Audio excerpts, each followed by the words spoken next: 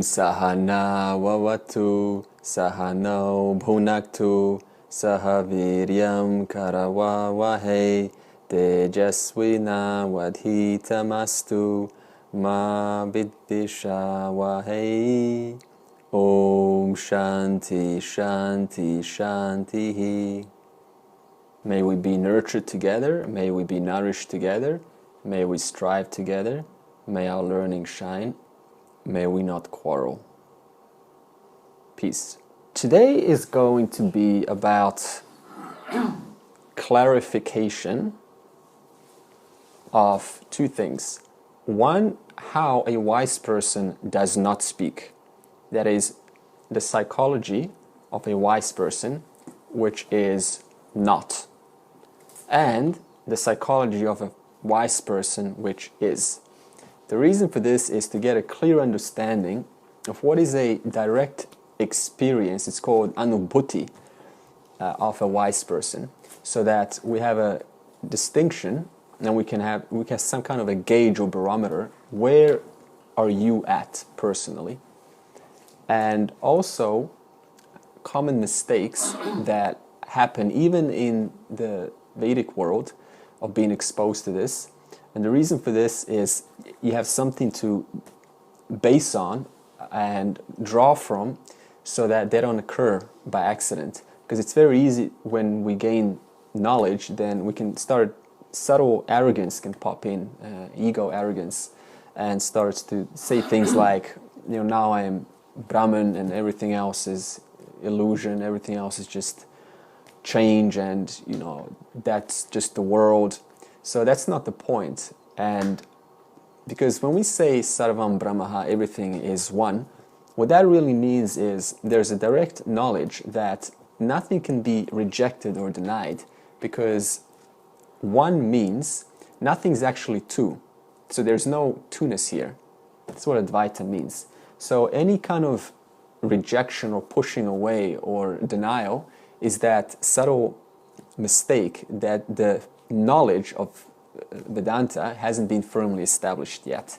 So we're here to clarify exactly what those subtle mistakes are.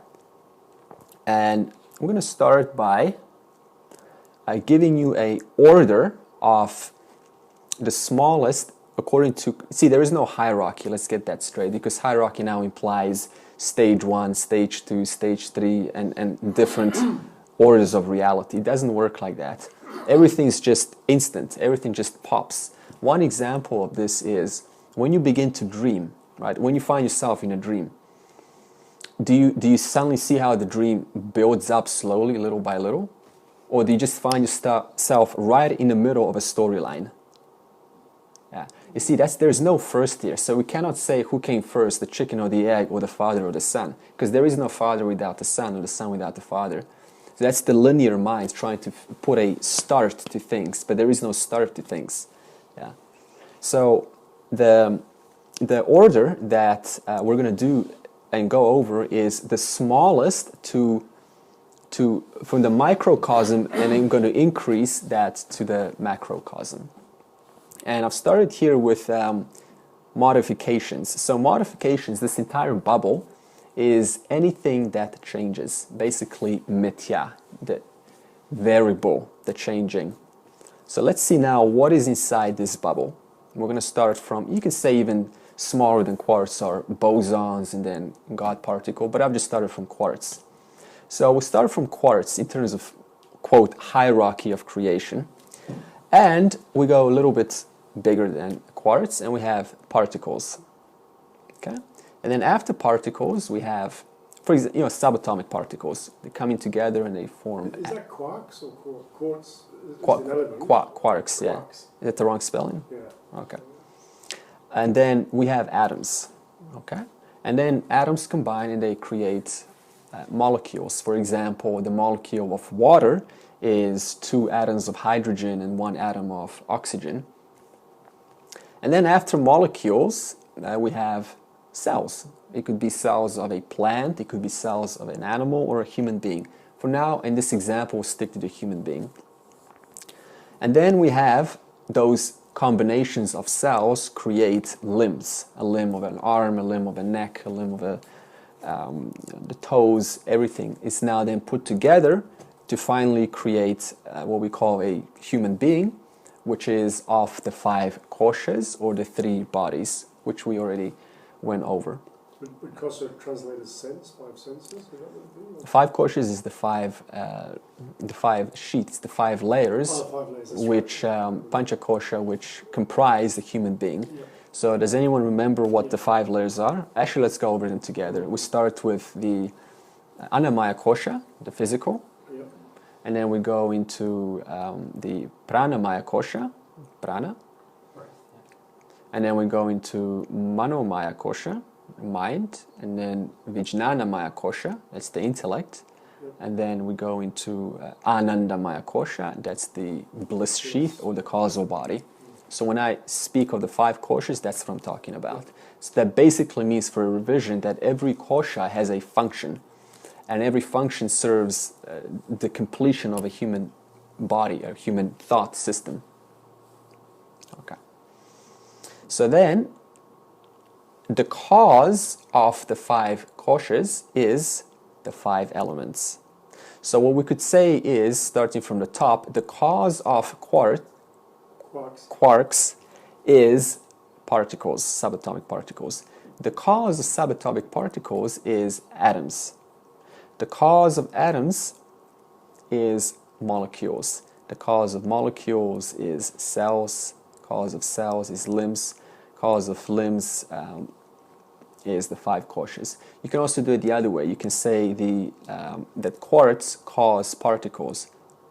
Particles cause atoms. Atoms cause molecules, and so on. Because see, we cannot just go one way. That's the thing about non-dual, is that going one way, what about the other way? So you have to look at it from both angles. Yeah. Okay, so now we have the 5 elements. So that means the 5 elements are here: space, air, fire, water, earth. And they create the vikaraha. Vikaraha, which we will use often, is modification. That means form. So anything that is changing, or any obstacle or any object that is able to modify itself, that's called a vikaraha. Okay. So now we say that the cause of the 5 elements is Ishvara.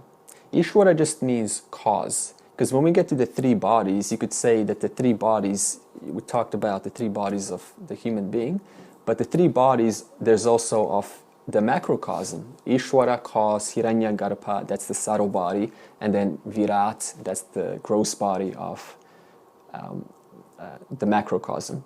So just like a human being has 3 bodies, the gross, the subtle, and the causal, so does Ishvara. So does the macrocosm. Why? Because we just said at the beginning, nothing is 2 here. See, there is no different reality that is somehow different on a macrocosm and different on a microcosm. The microcosm replicates the macro, and the macro replicates the micro. You see the sameness there? Like inside and outside. That's right. That's right. So that's why we can tell everything that's true on the microcosm is also true at the macrocosm. If we say it's false, then that pretty much refutes the entire Upanishads, because then we're implicitly saying that reality is dualistic, that there is somehow an existence, a God existence, that is different from a human existence. So that's, once again, the linear mind trying to categorize things. But we have to get rid of this idea that there is a hierarchy. So for the sake of getting rid of that, we ironically go through a hierarchy just to see to help the mind, because that's how the mind thinks. So the cause of 5 elements is Ishvara. Now, I said Ishvara is cause. Now, you could say, what is Ishvara besides cause? The answer to that is all knowledge and all power. So let's say it all together, because we're going to use this often as I go into the Chandogya Upanishad a little bit later. Ishvara is all knowledge and all power. Ishvara Is all knowledge and all power. Now think about what this means, because let's not just say it, let's see what it actually means. Let's just say your body, for example, is Ishvara when you're dreaming. Because think about your dream. You're like a mini Ishvara while the dream's occurring. Because think about a dream. A dream is made up of what? What's the material of your dream at night? What is a dream? Subconsciousness. Oh, yeah, correct. Is subconsciousness or consciousness? The subtle body. So the subconscious is the causal. It's actually that's the incorrect answer because subconscious is the causal. It comes from the subtle body. Okay, so I'm going to ask again. Where does a dream come from? Because remember, it's your dream, right? It comes from you. Uh-huh. So call it whatever you want. It still comes from you. It doesn't come from somebody else's. You dream your thoughts related to your life. And also the things that are here relatable in this world are also carried over into the dream. So that means the material of what the dream is of is made out of what? You. Where else does it come from? If you don't dream, if you don't dream, there's no dream, is there? And what else is present in the dream? Stories, right? There's intelligence in the dream, right? There's order to the dream. It's a little fluid, but it's still an order. You still recognize things. So that is intelligence. So where does that intelligence come from? Once again, it comes from? Yeah, it comes from you. So two things. There is a material of the dream, and there is, you understand material now? We're all clear. And there is also intelligence.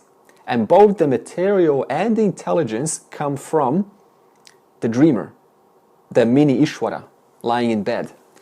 Now, what did I say just a few minutes ago? The microcosm replicates the macrocosm. Similarly, Ishvara is all knowledge and all power, meaning that all of these little bodies, these objects, every experience you have is just like the same as the characters in your own dream. Now, who's dreaming your dream? You are. And those characters in the dream are all what? Discussing, arguing who's right and who's wrong. And they're fighting and they're trying to figure out what the truth is. But of what are all of those characters in the dream of? You. You see? So similarly, we could say that Ishvara is all knowledge and all power. And all of these bodies and these minds contained are little mini Ishvaras, little mini bodies inside the big body of Ishvara. You see? So that means Ishvara means what? Everything that you experience. Every experience, every knowledge, everything that occurs is just a totality within Ishvara. It's like the nerve endings, each of the little instruments is the nerve endings of the greater Ishvara. That's right. That's right. Okay. So all knowledge and all power, are we now clear what that means? Okay, so now Ishvara, remember Ishvara, we're talking Mithya level, right? Okay? Ishvara is all Mithya level underneath the line. Underneath this line. Now, Ishvara has another cause. Because remember, we said that Ishvara causes the five elements. The five elements cause the body, the mind. The body-mind causes the limbs, cells, molecules, and so on, and also backwards. Now, what causes Ishvara? What causes the whole, what makes possibility for the entire creation? Yeah, consciousness. See, when we say Maya, Maya simply means the potential to dream, the potential to create, not yet manifest. When that when that dream is finally manifest, we call that Ishvara. You understand? So that means Brahman or consciousness is just pure consciousness. In that pure consciousness, there is a power. This power to all knowledge and all power. So in consciousness, there's a power, and that power is all knowledge and all power. When that power is in potential, not manifest, we call that Maya. When that power, all knowledge and all power, is manifest, and this happens, we call that Ishvara. Okay, so that means that all knowledge and all power has another cause. We're talking about Ishvara now. And that... Can I just stop for a second? The difference between Maya being potential and Yeah. Ishvara being manifest. Yeah. Are you calling a thought as a manifestation, or has it become something physically solid? No, Maya is only applicable to when there is no creation. That we can say that's the, when the universe comes back into nothing. That's just potential. Ishvara applies when there's when it's manifest. Now, you could say that, what about when there is an unmanifest in Ishvara? Is that Maya? No. No, good. That's just unmanifest. That's in potential of Ishvara. That's all power and all knowledge, which is manifest, but it's in potential to manifest all knowledge and all power. So Maya only applies when everything recedes back into just consciousness. Okay, just to get that clear, because we interchange these words, Maya and Ishvara. We need to clarify. Consciousness is in the state of no thing. Is that correct? Yeah, it's you. It's that which is aware. Yeah. So there is a cause of Ishvara, and that cause is consciousness, which inheres in vikaraha. Vikaraha means what? Modification. We're going to use this word often. Vikaraha means... So in other words, the cause of Ishvara is consciousness, which inheres means is inherent in or pervades in the entire cloud. You see that? So everything that's inside this cloud, that is modifications, is pervaded or is consciousness inheres in. And who is that consciousness? See, there's even a body there, the five koshas. So that means that consciousness, which inheres in every single object, whether it's the smallest of the smallest or the biggest of the biggest, consciousness inheres in that also. So what does that mean in terms of right now, this experience? That means that consciousness is also present now. Yeah. You see? So that means, obviously the question comes now, well, where do I find consciousness? It's inherent in everything. Yeah, because see, so what does that mean in moksha? See, the problem is we think moksha is something like in the future. But consciousness inheres everywhere all the time. So that means that means consciousness is already here, right now. How do you detect it? How do you know what it is? As the self-evident I. The answer is very simple. Like that, not even the I am, but the knower of the I am. The knower that somebody claimed the I am. See, it's the non-verbalized knower of the verbalized intellect saying I am. You understand? So that means that, once again, consciousness, because it inheres in every modification, you cannot find a place where it's not found. It's always available. Because if it inheres all the time, that means it has to be available right now, no matter when. That means there's no need to search for it in the mountains or in books or some other courses. It's available in you, as you. So me, I know me is an I am, and I know you is an I am. Yeah. Through the perception of me as an I am. Yeah. If me as an I am dies, yeah. does that mean that you as an I am disappear with that? So, see, did you say the I am? That I am is consciousness. Yeah. So, see, there's one body here. That's called Martin. Now, there's 7 billion other bodies called Martin. Okay, different names, right? So that means when Martin's body dies, has consciousness been touched? No. So that means the I am is still looking through 6 billion other eyes when one body dies. And how is that? See, you can't even ask what's the experience of that I am, because you're already experiencing the I am. You're never not the I am. And how do you know you're the I am? Because you exist. In other words, this I am that I'm experiencing right now, if this was to die, I would immediately be an I am somewhere else. And so I'd still be experiencing the consciousness. But see, the I am, consciousness is already everywhere. Yeah. So there is no, it goes somewhere else. But I'm thinking of the limitation of the I am that I experience through where I'm sitting now. Yeah. And how that would that this body, mind, is now experiencing. Is that the mutable or the changeable variable in terms of how, if this particular version of the I am goes away, nothing happens. Through death, then the perception of the I am is just coming from a different nerve ending somewhere else. Is that a way of seeing it? Or? No. That's because there's only you here. See, when I say you, there's only consciousness here. It's almost like there's one body. It's like somebody dies now, right? And the rest of us are watching. And that person, before they died, were afraid that they're going to go out of existence. That the I am is still looking at another body. Yeah. You see? So nothing changed. Nothing, because the I am is all pervasive. It's just another body that once the body appears, it gets pervaded by consciousness, and then it also takes on an identity and says, I am. That's right. You know? And then body goes, what's changed? There's so many other bodies. There's the universe, there's plants, there's animals. Well, even a rock, I guess, is an I am in that respect, isn't it? Well, when we say I am, you see, when you say I am, you need a subtle body to even say that. You need a reflector, a reflecting medium. Right. And you need the senses to even, and you need a body to go, oh, there's a sense of I am. And that's the ego. So rock cannot say I am. You see? That's why a human being has a privilege to call the subtle body to reflect that consciousness. Anything with life can have that. Is that correct? Everything is consciousness already because it's pervaded by consciousness.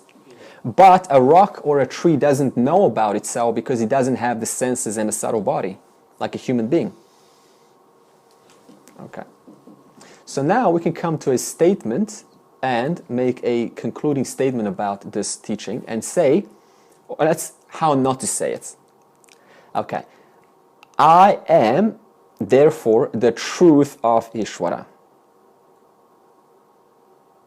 What's wrong with that statement? I am, because we're talking about the I am consciousness, the truth of Ishvara. See, if we say I am the truth of Ishvara, there's a problem there. It's like, I'm bigger. See, even to say I am the truth, there still needs to be a body, a mind, which is given to me by Ishvara.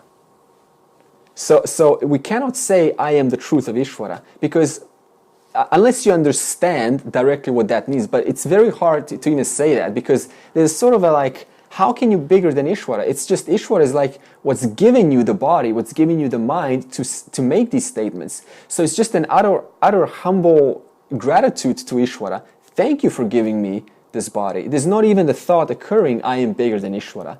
Because then it makes the body or the person bigger than Ishvara. You understand?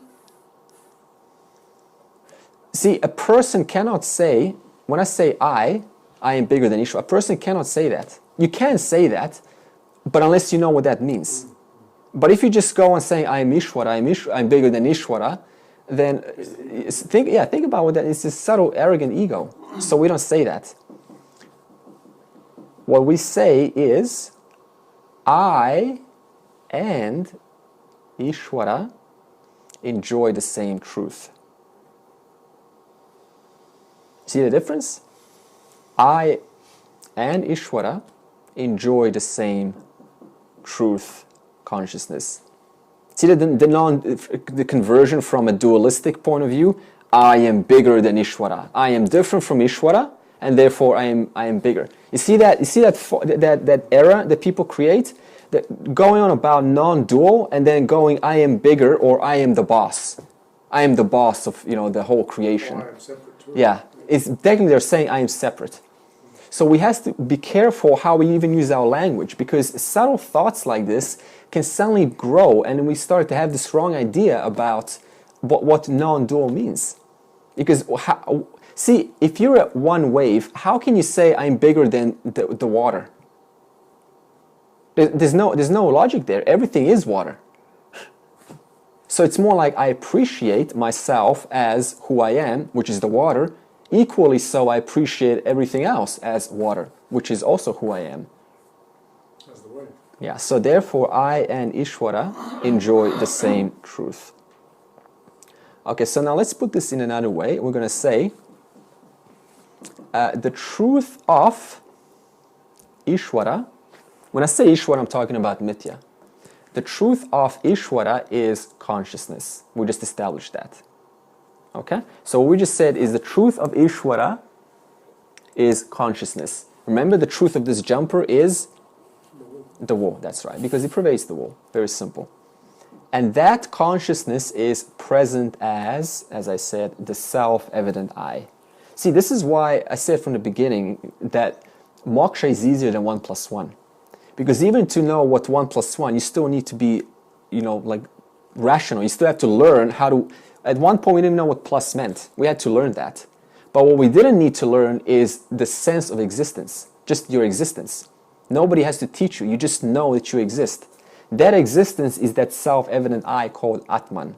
See? That's why I say it's easier than anything else. Because even if a tiger, is present, we totally forget about what we know. No matter how much education you've got about whatever it is, you totally forget what it is that you know and you run. But what you don't forget, and you cannot forget, is your sense of existence running.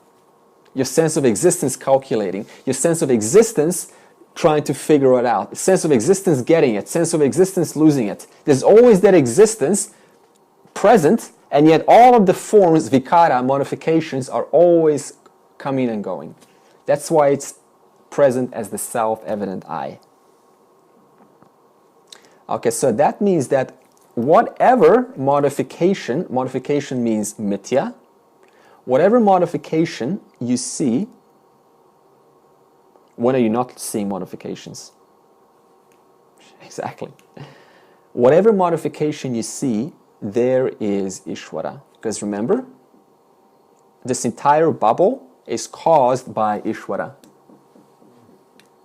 So whatever change you see is caused by Ishvara.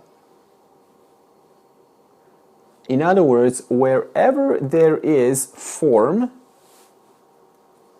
like your body, your mind, your intellect, everything is form. Thoughts, inside, outside, objects, everything is form. Wherever there is form, there is Ishvara. Because Ishvara is the cause. Did you create your body? No.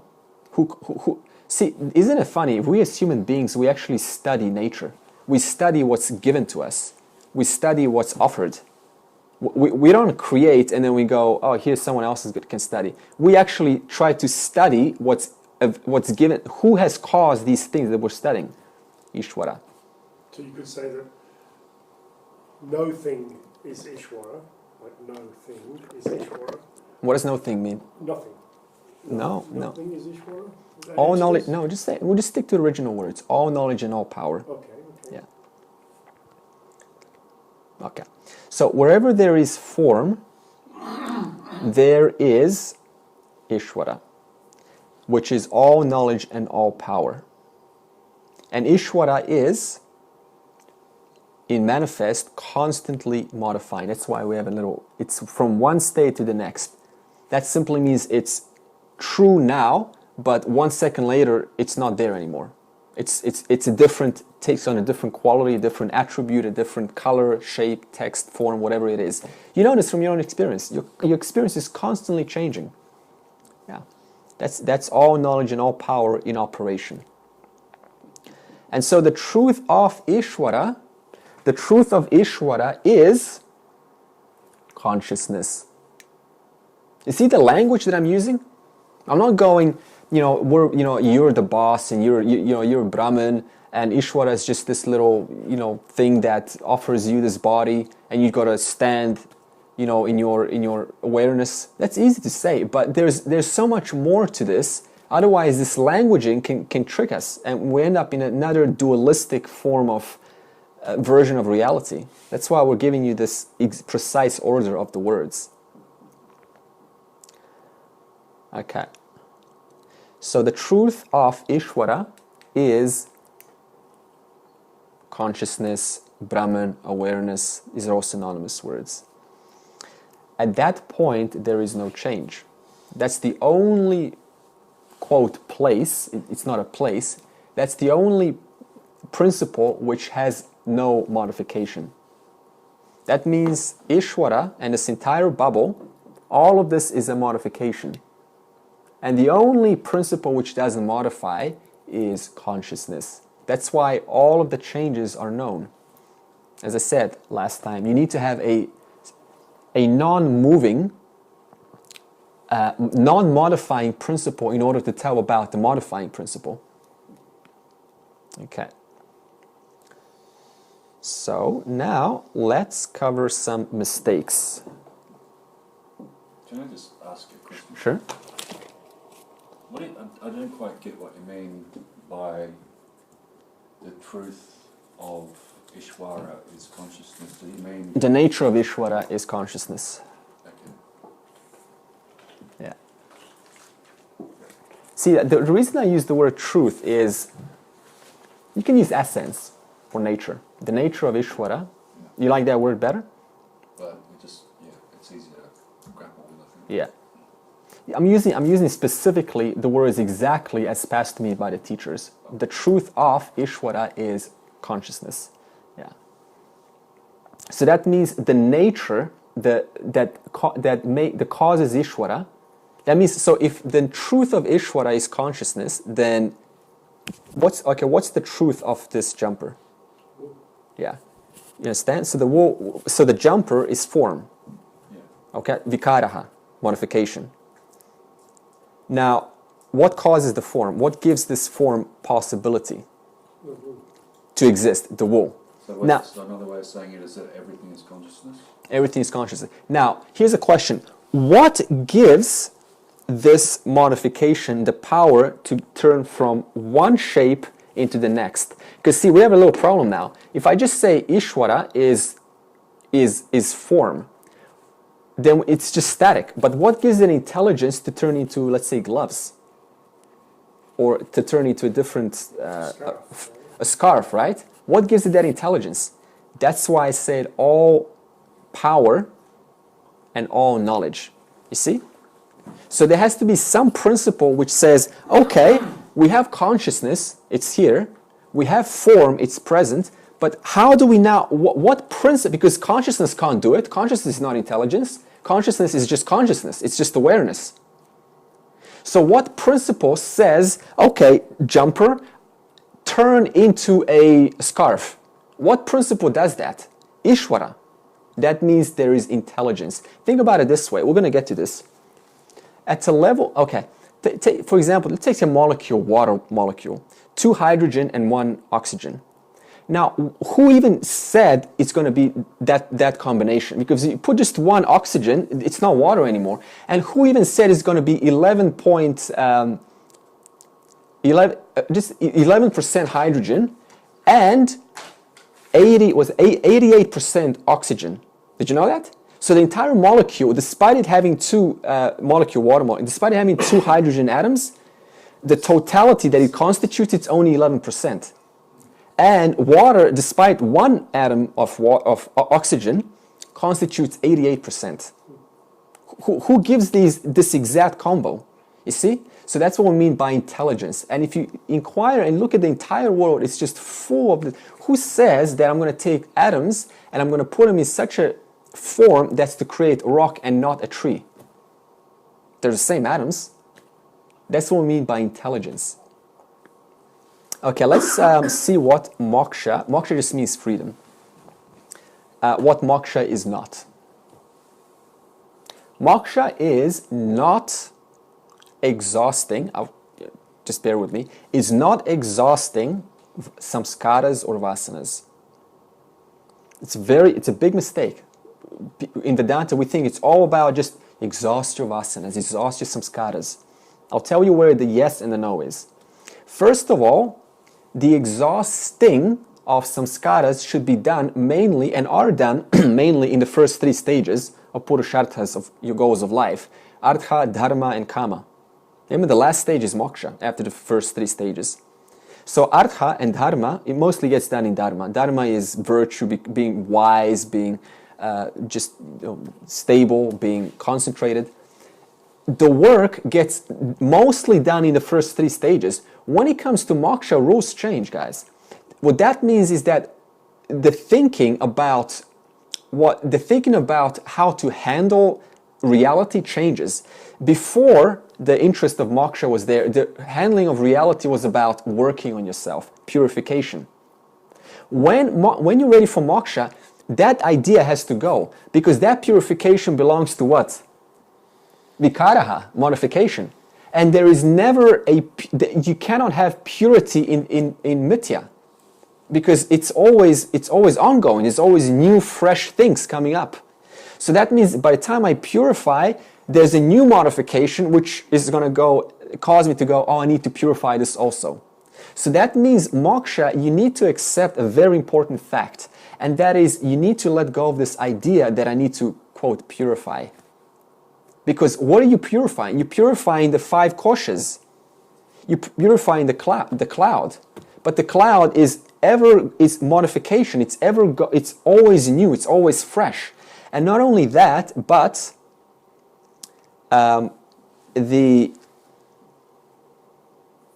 vasana or the samskara, they belong to the causal body. Anandamaya kosha.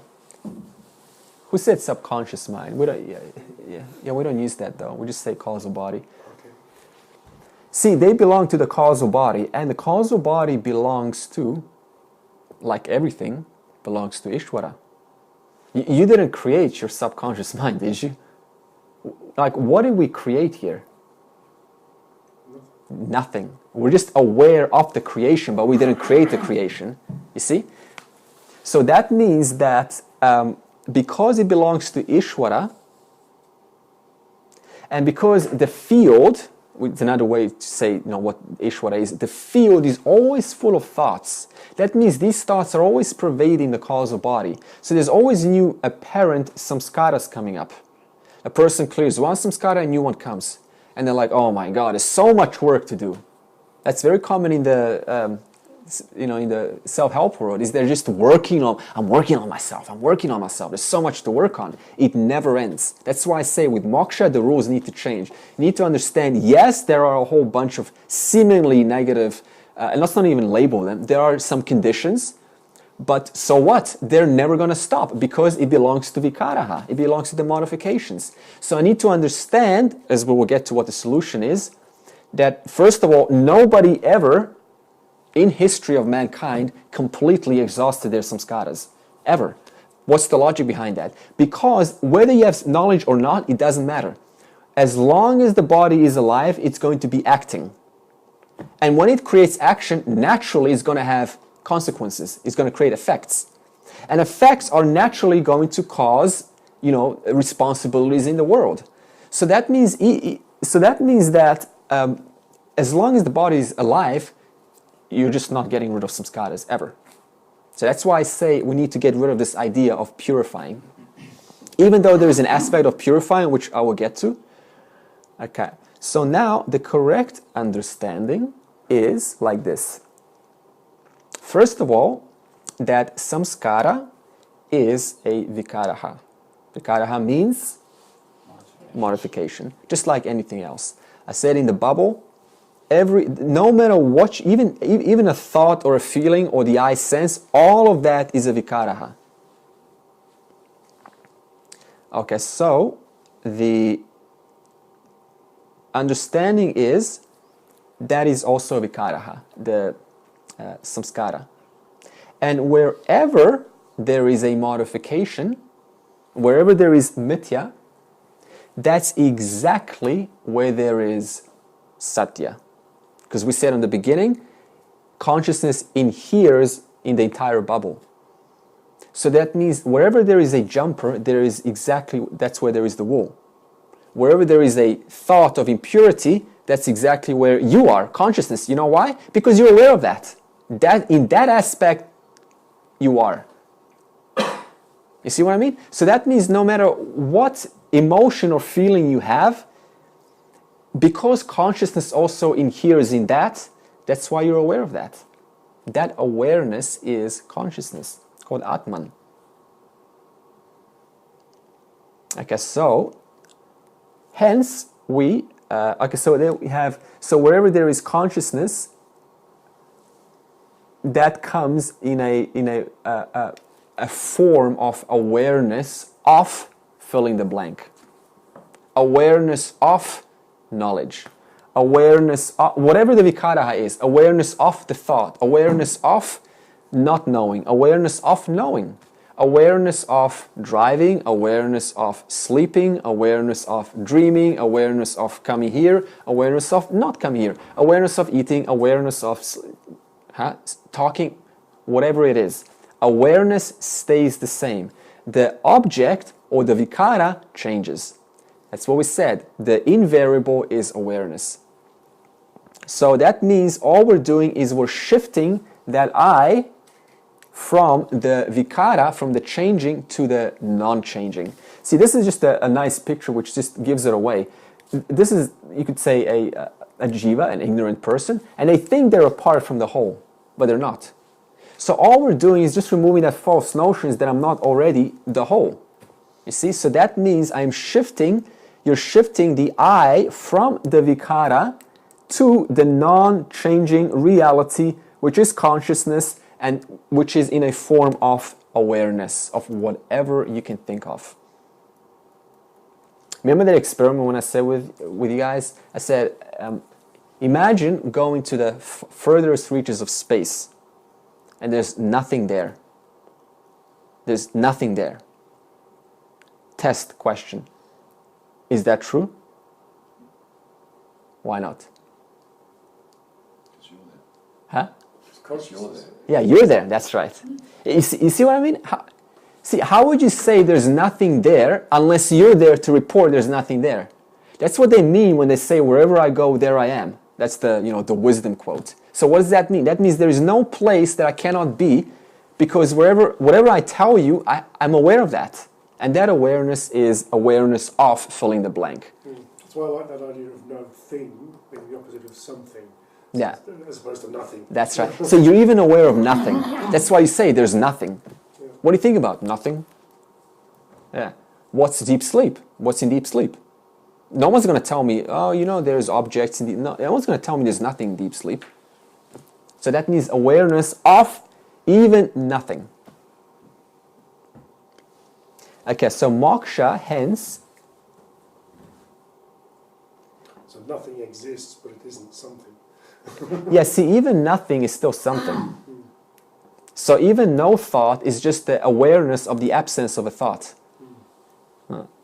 Okay, so moksha is recognizing I am that non-changing reality, which is awareness of, which is never acquiring attributes. See that? It never acquires attributes. Because if it did, it wouldn't be able to distinguish another, because it will now be overlaid by the previous attribute. So it will be looking through the world through the eyes of the attribute which it was contaminated by. So that means it's always free of every attribute. That's consciousness. Okay, so now let's go into another mistake. And that is to say, I am God. I am Ishvara. That's not true. That's a wrong perspective. So we have to look at it from, like I said at the beginning, Ishvara is the macrocosm. In the macrocosm are little Ishvaras, the little individuals, minions, how do you call them? Walking around, and they're called individual, human beings. So those human beings are just like a wave. They're all parts of the whole. You see? So a wave cannot claim it's the whole, because Ishvara means all knowledge and all power. It's the all knowledge and all power that not only created that wave, but it also created every other wave. You see? So you can properly say I am part of Ishvara. You can say that, yeah. The cause of this body, of this five koshas, is Ishvara. And the truth of Ishvara is consciousness, yeah. So it always goes back to consciousness. Okay, so we're clear why we cannot say I am Ishvara? Ishvara is the macrocosm, all knowledge, all power of everything. And we are just one little creation of, when I say we, I mean a person, a physical body, is one little creation of Ishvara. Just like out of the whole ocean being Ishvara, distinct waves are simply jivas, people. You see? So no wave can claim it's the entire ocean, because it's not. Okay. The other worthy mention is, if it's too simple, then, it's not it. If the methodology presented is too simple, or if this sounds too simple, it cannot be this simple, then you're missing something. The reason is because the mind's natural inclination is to make things complicated. So it creates a lot of entanglements in the mind. That's why when someone says, the world is so complex, he cannot describe the world, the universe, it's too complex. No, that's just a projection. It's called jiva srishti onto the universe, because their mind is complex, so they're projecting that complexity onto the world. So in Vedanta, we just simply untangle those knots, and very few things are mysterious here. Because what I said in the beginning, microcosm replicates the macrocosm. So it's almost impossible to go, I don't understand the whole picture. Because if consciousness inheres in the entire cloud, then how can you say it's mysterious? It's just a matter of knowing it's everywhere. Consciousness is everywhere. So what is there to say it's mysterious? I'm not talking about experience, by the way. I'm not saying the wise person is all knowing because they're pervading the whole universe. I'm not talking about that. Potential for knowledge. No, not even potential. I'm just saying, see, a wise person is just a wave, like any other wave. The only difference between an ignorant wave and a wise wave is the wise wave just simply knows, hey, consciousness is everywhere, and I am that. That's it. There's nothing after that, literally. So so let's say a clever wave goes up to another wave and says, no, there's much more to know. Let me tell you how much more there is. We say, yes, but that too is pervaded by consciousness. You see, so there's no mystery there. Okay. So now let's go on to the world. Some common mistakes thought about the world. And one of the mistakes is to say that, okay, well, everything is thus inert, everything is dead, it's insentient, because consciousness is the only principle that is alive. So therefore, I'm just going to stay in the self, abide in the self, and just reject reality, reject the world. Because it's all dead, it's all pervaded by consciousness. And I am consciousness only, I am alive. Another mistake. Because that's another dualistic notion. You see, there is no place where consciousness is not. So to correct that, we'll say wherever seemingly dead form, like a piece of paper, wherever seemingly dead form, that's exactly where all knowledge and all power is. You see the 5 elements? I put with all knowledge and all power. It says material and knowledge. This is a material, it's made out of something. The 5 elements. And once again I said the molecules are put in a certain permutation to create a wood and not a rock. So there's an intelligence, no matter what level you go. When you go molecules, atoms, particles, there's an intelligence that put each one of those levels intelligently together to create the next hierarchy down. You see? Anything with form requires intelligence. Exactly, that's what we're saying. So, for example, here a rock formation is intelligently created by the permutations of the 5 elements. Or, as I said, with the H2O, with water, it's just put together with the molecular structure to create water. And then the human beings go and study what's provided for them by Ishvara. Okay, so let's correct this notion of everything is inert. Everything is pervaded by Ishvara, which is all knowledge and all power. And the truth of Ishvara is consciousness, yeah. Everything is pervaded, including the one who's rejecting the world. That also is pervaded by the intelligence of Ishvara. And the truth of Ishvara, the nature of Ishvara is consciousness. How does this, okay, so now, common question. Now, how does all of this knowledge change me as a person living on earth, as a normal life? Working, kids, wife, friends, how? What happens? First of all, by seeing that every form is pervaded by this all knowledge and all power, which is intelligence, in all things, you start to treat them differently. Because before they were just inert. Oh, it's just a rock. You know, who cares? It's just a rock. It's dead. But now we know a rock is also pervaded by all knowledge and all power. Ishvara. Who this body and this one who's rejecting the rock is also made of. So we start to treat things differently. Thus the relationship to things changes. You see? Automatically, just by having this knowledge. That's why we say we don't give you a bunch of mandates, you should and you shouldn't. But we give you an understanding, because the mind is not going to buy the superstitious beliefs. You know, you need to back it up with proper reasoning, logic. Okay, so thus not seeing any more mindlessly anything as that form.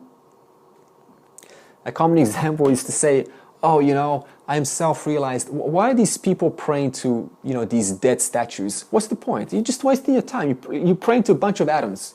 They're just atoms put together and you pray. Why? See, the point is, these are forms.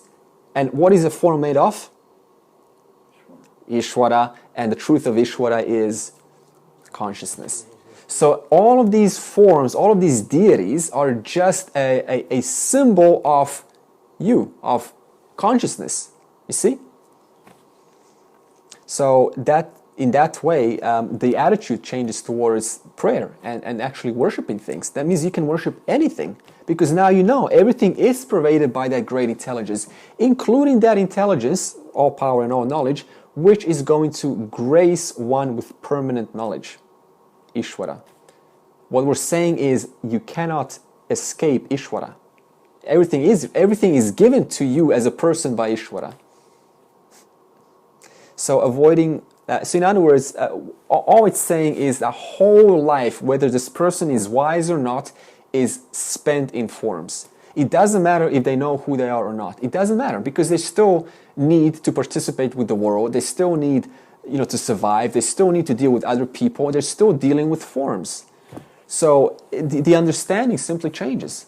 It's a more of a graceful gratitude rather than pushing things as if they're apart. You cannot, a jumper cannot reject the sleeve, can it? No, because the sleeve is of the same substance as is the jumper. Yeah. Okay.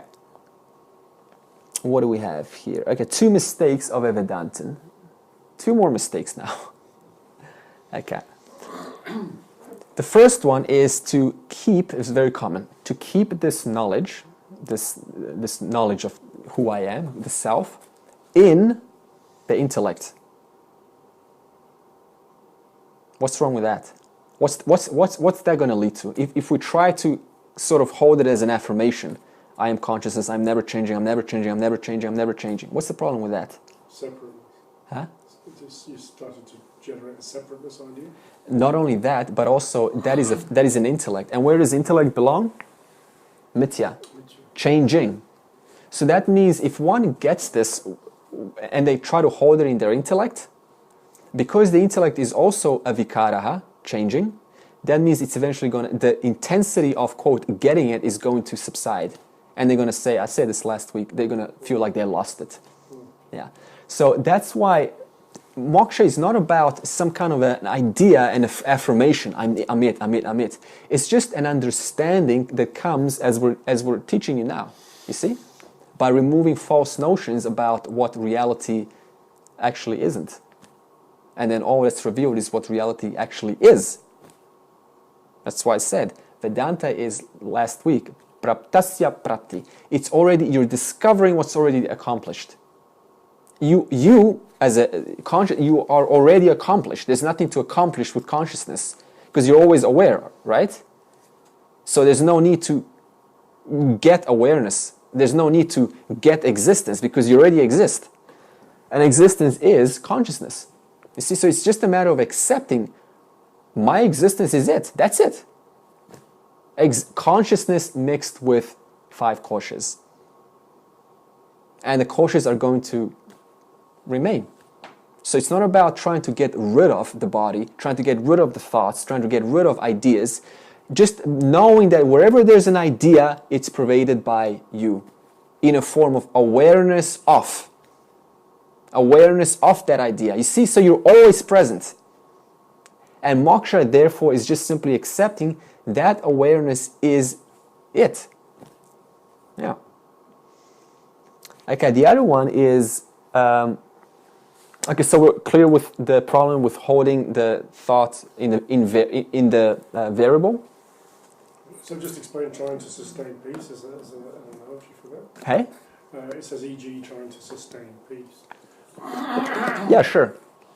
In the yoga world, let's not use that. Okay, let's just say a typical meditator who has his little corner and, has a very strict procedure to be kind of separate from the world.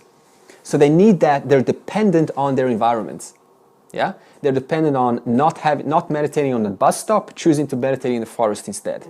Okay, so that means there's a dependence on the world. So that means not only, and the world is what? A thought. And a thought is also a vikaraha.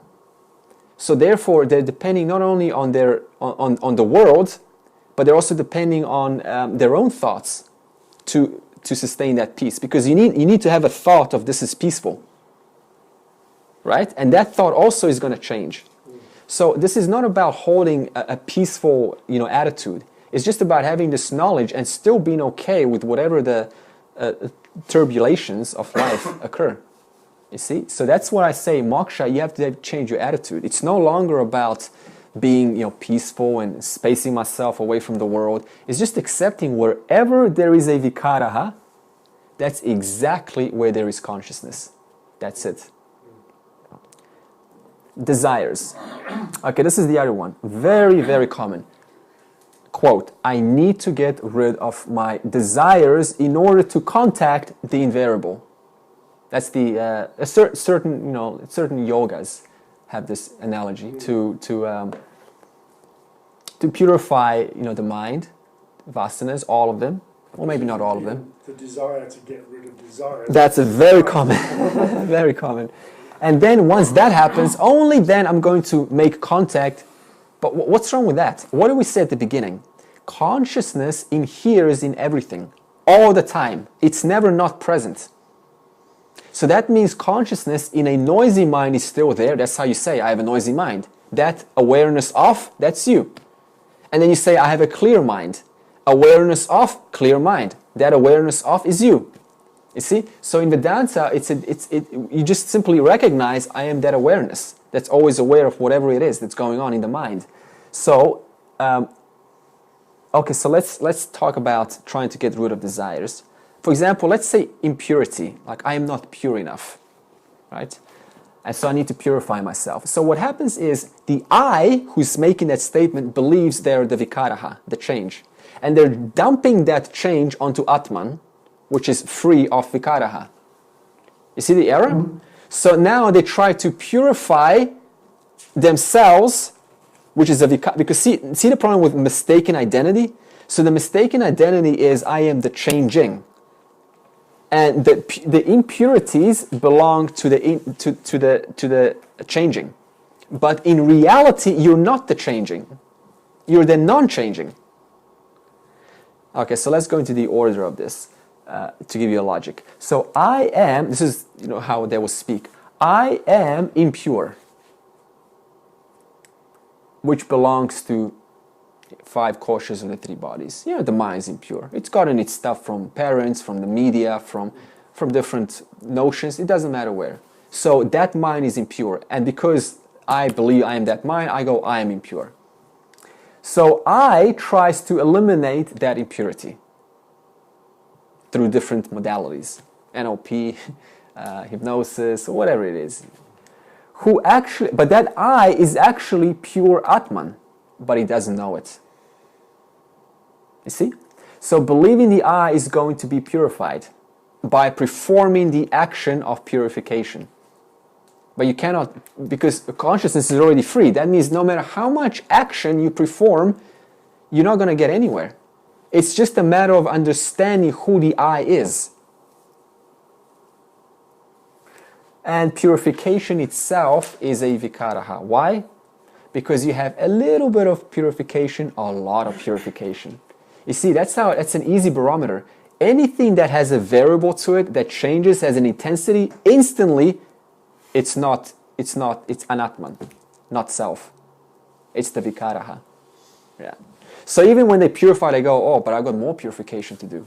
No. So the problem is the eye is in the wrong place. And we need to shift that eye to the non-changing invariable.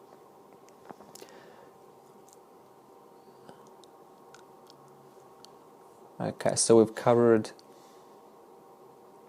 All right, here's one more. Okay, so the variable desires...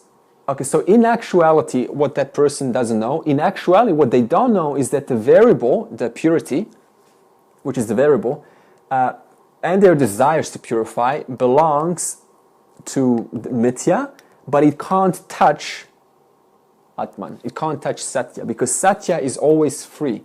See, the world is always free of whatever shape this jumper takes. This jumper can even burn. Well, actually, that's not a good example. Let's say that water can totally displace itself even away from the ocean, but it's still water. So even water that's lost, think it's apart from the whole, it's still water. Yeah. Right, the salt water and fresh water is still the water, which is different. It's called water, yeah. We don't put extra complications. So in other words, what that person was still talking about, this person who's trying to purify, what they don't know is they need to work on. So you don't need to manipulate those desires to know Atman, because what is invariable is always invariable. What is non-changing is always non-changing and always present no matter what. Okay? Now, here's the yes part. I said you don't need to work on your desires, right? Or your samskaras. Here's the yes part. If you don't work on those desires, then what's going to happen? We're going to have a hard time discriminating the real from the unreal, because the mind's too rajasic. Too much noise to discern clearly who am I, who is the non-changing as myself, and what is changing here. You see the problem? So we need to purify our minds. That's why we have sadhana. That's why we have yoga. All of these things are just to purify the mind. But the problem is people stay too long in yoga, so they just keep purifying forever. They have to move on. Because moksha, see, the game of moksha, it's no longer the whole purification. It still is, because you need a pure mind and intellect to discern clearly the self from the non-self, you see? Okay. So that's... Okay, so the other extreme is to put the attention on the invariable. I'm the self, I'm consciousness. Ignoring the variable. This is, you could call it it's people who escape the world, in subtle ways. Maybe stop talking to parents or friends or whatever it is, because it's all variable, right? It's all just mithya. So I'm just going to stay away from that. I'm just going to concentrate on on that which is invariable. It doesn't work like that. You see, because that's another dualistic phenomena. Once again. And the way the world is organized, and it's really good that it's organized this way, is we cannot see the distinction between the variable and the invariable, the real from the unreal, unless the mind is totally clear. Just like, it's very easy, it's nothing mysterious about this. Just like a child who is very disturbed in the moment by anger or some emotion, cannot see clearly. Same with an adult. You need a pure mind, rational, intellectual, and balanced with emotion. Same thing.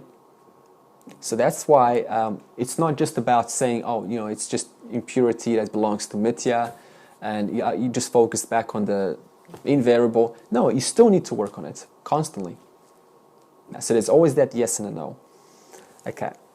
So now let's summarize this entire as a practical application. The key to Vedanta is to understand what is invariable, non-changing, always present, awareness of, and which never changes to the variable. That's key. What is permanently non-changing is always non-changing, and it's never going to change.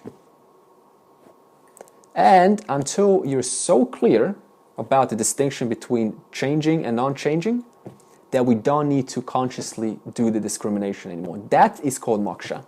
Before that, it's called stage 5, which we'll cover in Vidyaranyas, Panchadasi, which is called direct self-knowledge, but it's still not moksha. Moksha is where it's effortless, because you already are that. You see the difference? So once again, the key is to know who you are as the invariable principle, which is always aware of and have total clarity around that, and amidst that, participate in the variable that is in the world. Whatever it is, kids, wife, husband, whatever it is. But never losing sight of the invariable. That's what a wise person knows.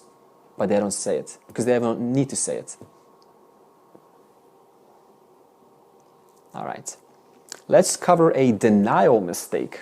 This is denying. This is going to help us further. Well, let's just not deny the body or the mind. So this is how not to use Vedanta. And that is to say, okay, well, since Ishvara is the cause of all thoughts, body, both positive and negative, it's all thus Ishvara, which I have nothing to do with. None of it is mine. So I'm just going to do nothing. That's another possibility. Because it is all, I mean, you could look at it from an objective. It is all Ishvara. So I didn't create my issues. I didn't create my problems, my addictions. If I chose to, I would have not become XYZ, right? So it's not mine. Why should I bother with it? I was like dumped this stuff onto my mind and intellect. It doesn't work like that. Because if one has that attitude, then see, even the good stuff is given to you by Ishvara. Even the ability to enjoy criticizing, if it's enjoyable, even that ability is given by Ishvara. Okay, so the purpose, so what a Vedantin must know is the purpose of the scriptures. This is what the totality of all the scriptures are saying, is that everything is here a manifestation of Ishvara. Even the Vedanta, even the knowledge given to rishis is given by Ishvara.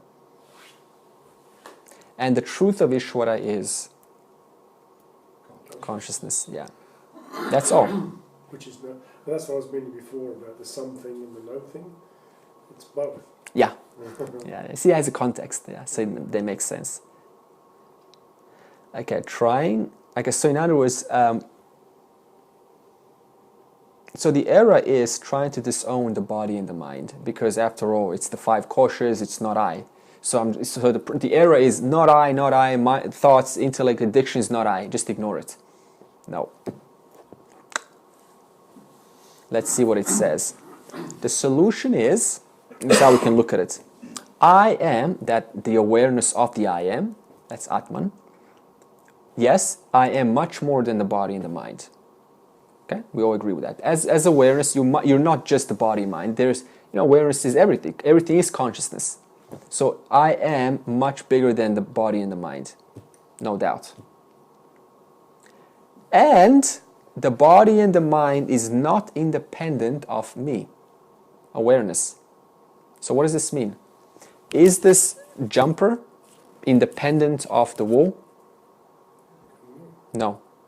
So your body is not independent of Atman, consciousness. But you are not modified or influenced or contaminated by 5 koshas. Okay, so I'm going to say this again. Is the wool contaminated by the jumper? No. Why? Because the wool can take on many other different forms. You see? So it's always free of the form that it takes. So let's tie that in here. The solution is, yes, I am, okay, the wool, so that's what the wool is saying now. The wool is much bigger than the jumper. Clear? Because the wool can also take many other forms. And the jumper is not independent of the wool. That's true also. And because wherever there is mithya, wherever there is form, that's exactly where there is satya. Wherever there is mithya, that's where there's satya. Wherever there is wool, there is jumper. So that's how we make this little correction. In other words, wherever there is a wave, that's exactly where there is water, H2O, which comprises not only the entire ocean, but also every single wave. That's what we mean by the water is inheres in Ishvara, which is the entire ocean, but also inheres in Vikaraha, which is the totality of the ocean's waves, including the trees, the birds, cats, dogs, everything. Okay. So that means there is no question of neglecting or denying the body, because the body, as I just said, is a vikaraha, and the cause of a vikaraha is Ishvara, and the truth of Ishvara is consciousness. It always goes back to consciousness. And this is what a wise person knows. And the one who doesn't, they're becoming wise. See? So there's nothing mystical about these wise people. It's just simple clarity about what is. Okay, so now let's talk about the secret, or it's not secret, it's just living Vedanta. We're just going to put this in a practical form. Okay, so the era is to focus on just one. Either the form, the changing, this is what the state of the world is, 99, I don't know how many percent, mostly focusing on the changes of the world. So that's why everyone's talking about stories, sharing, their family, what happened at work, just always stories. That's all vikaraha. If we just focus on that, that's a problem. If we just focus on the invariable, that's another problem. Because then we're denying the form, and the form is Ishvara, and Ishvara gives you the ability to deny. Focusing on both, so that's the solution, on the invariable and the variable. And that's what we call being alive to what is. Because if we're focusing on just one, then you're not alive to what is. Why? Because we're missing out the other. We're missing out the reality of Satya, or we're missing out the reality of Mithya. Yeah. So now, let's put this in two ways to look at it. They both follow the same order. One is change. In other words, change that which is necessary within as a person. If there is a certain skill that needs to get built or develop it. What's wrong with that? Because it's necessary. The world demands it. The world needs it from you. But never confuse the invariable amidst your work of changing. So that means change where you need to change, but amongst that change, never lose sight of consciousness, of the awareness of that change. Yeah. The other way to say it is know the invariable, awareness of, while appreciating and participating in the variable. See how beautiful that is? Just know the invariable, know awareness of, but despite that, participate fully with gratitude in the variable. Because the variable is caused of Ishvara, all knowledge, all power, which is giving you everything, graced you with everything, even including knowledge to get this, including the clarity to get this, including Vedanta, all of that is Ishvara. So why wouldn't we want to appreciate that grace? Okay. And hence see Ishvara in, because we just discussed, seeing Ishvara in everything, because everything is a cause caused by Ishvara. Everything is an effect of the cause. Okay. So let's get a little cautionary note is, actually it's not such, I don't think we're going to make this, I don't see it in this class, is that there's this tendency, for example, just to put things like, like down under, like there's an intelligence and everything, like a hierarchy. You see, so we put intelligence at either up there or down there, and it's like pervading from the bottom up or pervading from the top to bottom. It's not like that. All knowledge and all power there's no place where it's not. That's what Advaita means. Yeah, so just a little note there. Okay, and finally, the Satya Mithya, this Satya and Mithya relationship, Satya is consciousness, Mithya is changing, has to, this is how we know if Vedanta is having an effect, a proper change in our lives, in our daily, day-to-day actions. It needs to have a corresponding actions. So if we learn, for example, here that, okay, everything is Ishvara, and by that nature, there should be an attitude of appreciation. But if we go out in the world and we're, still, I don't know, I'm not appreciating things and still treating everyone as they're different, and then, it's not working. Then one has to step back and say, how can I integrate, how can I use this knowledge in my normal day-to-day actions in life? Yeah. So when you're in your awareness, it's obviously quite easy to appreciate something when it's benign or positive. Yeah. But when you've got something that's you've got an aversion to, or something that's clearly on the negative side of the spectrum, how do you then become appreciative of that without having you've got two choices. Without that feeling of aversion and well, see, that's the part where I said you want to make the change when necessary, right? One very clear way is, I've already discussed this in previous classes, you can reframe it. Look at it from a different angle. Like, and there's an aversion towards something. Let's say I do not like a particular race of person. Then I can question, like, what is it? What's the cause of this? How else can I look at this in a way, in a manner which maybe looks at them in a more better light? Or in which other ways could I see this? Or what else am I potentially missing that if I were to include, I would, simply change my point of view? So you start to inquire. But if you've got moksha, you wouldn't need to do that, would you? Like, it wouldn't really... Oh, okay, see, yeah. Okay, so see, there's no difference, I said before. There's no suddenly like suddenly the world is different. Like, oh, I'm smoking 100 cigarettes, who cares now? You see, there's still, because what is satya? Love. Now would love just want to ignore something like that clearly is not, corresponding with the attribute of love? Because having an aversion towards something, that doesn't sound like love, does it? There's a distortion there. There's an addition of my own stuff wallpapered or placed over that object. But that's easy to see something which is in the negative realm, which you can quite clearly see the stupidity or the negativity and how it can be turned into positive, and love it for that process. But if you see something that is like, I'm just trying to get something a bit more of aversion, child abuse, something that's really sort of inherently, deeply giving a true feeling of objection and because you can't identify with that, because you just can't frame it in any other way other than something that's negative and bad and so it's just a part. It seems like a part of the whole point of evil, I guess, is what I'm trying to get to.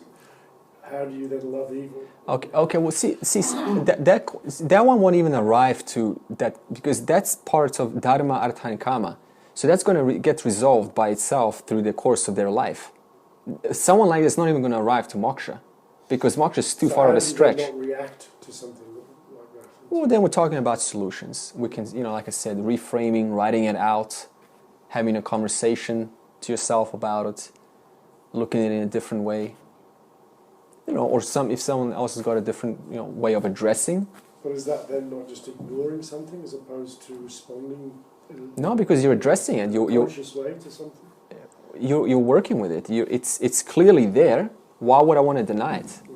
So that means I want to look at it in a more loving way, because it's still an obstruction. It's still. So that's the point. You're not turning away from it. You're not. No. Because see, turning away is denial. Yeah. And we just discussed that's a mistake. Mm-hmm. So there's no such thing as denial. And get back to your question. See, moksha. So you're not getting angry. You're not turning away. So this is what I'm saying. Yeah, you're working with it as lovingly. It's just okay. It needs to get addressed. Let's address it. But it doesn't really make a difference. But I still wish to address it. So moksha is not about there's these problems, so I'm just gonna put them aside because they're mithya. No, I can still work with, but the relationship to that is different. What is the relationship that's different? That's what I meant by, if you had moksha, your relationship with it would be it wouldn't necessarily drag you down? Or That's right. So see, even relation is a little bit tricky word because it's like, oh, there's that and there's me. Okay, it's like, because see, if we say everything is not two, there is no particular identification as anyone's trying to fix that. It's almost like automatic. It's just spontaneously dissolving by not only through self-knowledge, but also because there is no invested interest to make it work. Because so what, right? It's like, it's not even so what. There is no concern like before. Before it's like, I am this problem, so I need to fix this. Otherwise, I won't be happy. This time it's okay. It's there, and why not? Let's address it. Let's resolve it. But it doesn't concern. There's no. It's not making me sway off. It's not causing me to lose track of my nature. It's not destroying my happiness. Because I'm going to use the relationship actually, because the relationship is clearly understood. I never lose track of the invariable, but I still address the variable. Because if I deny it, then I'm denying myself. And I guess that then brings me to the next point. I get that, that's perfect. But then how do you express your awareness regarding that relationship? In terms of when you want, it's one thing to be impressed by it and be still. Yeah. With it, but then when you're called on to have an expression about it, that's then when you have to be you then go automatically you end up in an emotive or a. How you express it? Yeah, I mean, just to go back to that. I'm trying to think of something that's obviously disturbing, which is going to try and pull you away from that awareness and consciousness. And love. Yeah, but see, if it's so disturbing, one, it's not even going to be thinking about consciousness. You know what I mean? So, see, this when it comes to moksha, you got to have already gone through all of that. So that still belongs to the first three stages: dharma, artha, and kama. Yeah.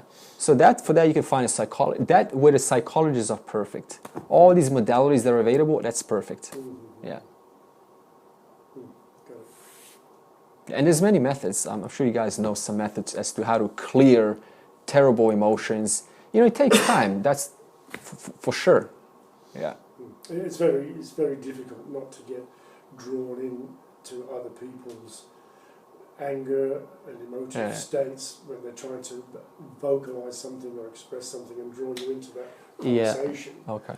To then maintain that presence of consciousness. Okay, see, that's not sound like you're just ignoring the whole thing. Right? No. Okay, so there's a relationship change. Before knowledge, that kind of situation is going to get to me because it's agitating my mind, and I am the mind, so it's agitating me. This time, it's not agitating because it's agitating the mind, but not me. And not only that, but the one to come to self-knowledge, they have to done already the purification of their mind that it's not triggering their vasanas. It's not triggering them because they know everything is intelligence.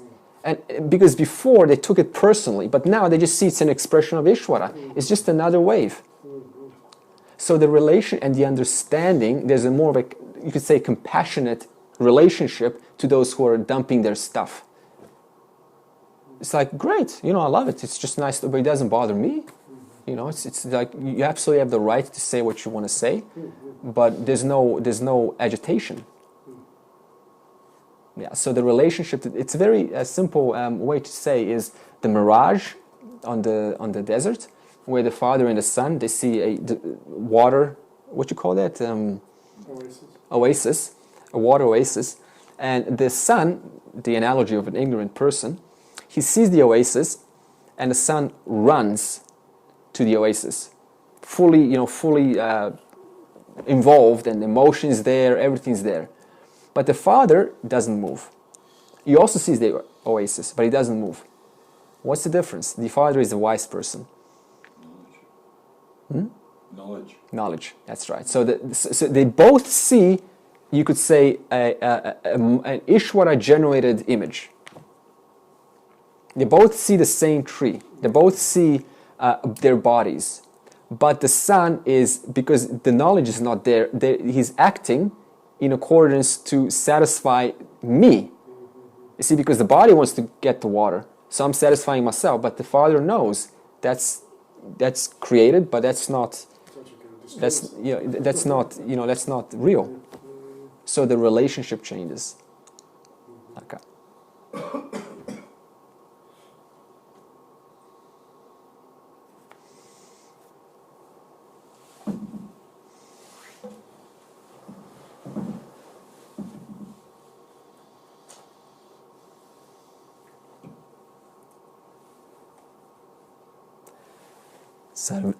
Sarve bhavantu sukhinaha, sarve santu niramaya, sarve bhadrani pashyantu, ma kaschid dukha bhag bhavet. Om Shanti Shanti Shantihi. May all be happy, may all be free from illness, may all behold good things, may no one suffer.